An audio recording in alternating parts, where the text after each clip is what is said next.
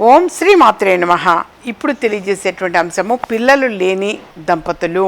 అంటే వివాహమే చాలా సంవత్సరాలైంది, ఇంకా సంతానం కలగలేదు అని బాధపడేటువంటి వాళ్ళు ఆ దంపతులు సుబ్రహ్మణ్యేశ్వర స్వామి వారిని ఎందుకు పూజిస్తారు అని అంటే దీనికి కారణం ఏంటి అన్న సందేహం కొంతమందికి కలుగుతుంది. దానికి ఒక కథ ఉంది. ఆది దంపతులైన పార్వతీ పరమేశ్వరుడిని దర్శించడానికి అనేక మంది తాపసులు కైలాసానికి వచ్చారట.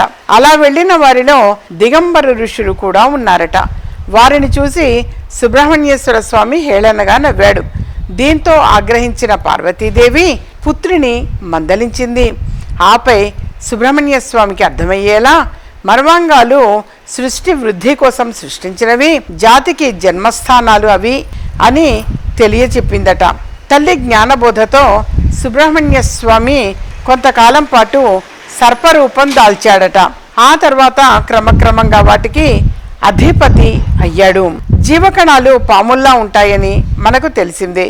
అందువల్లే జీవకణాలకు అధిపతి అయిన సుబ్రహ్మణ్యేశ్వర స్వామిని పూజిస్తే పిల్లలు పుట్టని దంపతులకు సంతానం కలుగుతుంది అని నమ్మకం.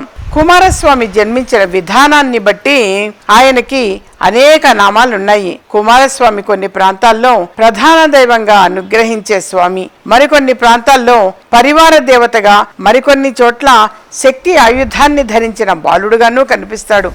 సంతాన భాగ్యం లేనివారు, ఏమైనా సర్పదోషాలు ఉన్నవారు సుబ్రహ్మణ్య స్వామిని పూజిస్తే ఆ దోషాలన్నీ తొలగిపోయి సంతాన భాగ్యం కలుగుతుంది అని చెప్పేసి నమ్మకం, విశ్వాసం.